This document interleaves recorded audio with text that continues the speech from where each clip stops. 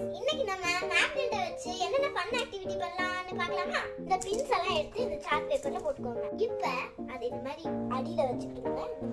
இந்த மாதிரி பண்ணா விழுந்துரும் தானே ஆனா பாருங்க நான் இங்க மேக்னெட் வச்சிருக்கனால இது விழுக மாட்டேங்குது இது பேர் தான் மேக்னெட்டிக் பவர் மேக்னெட் எடுத்த உடனே விழுந்துச்சு பாத்தீங்களா சோ இது பார்க்கிறதுக்கே உங்களுக்கு ரொம்ப ஃபன்னா இருக்கும் இங்க பாருங்க இது எடுத்தா வர மாட்டேங்குது இங்க பாருங்க பவர் இங்க வரைக்கும் வர்க் ஆகுது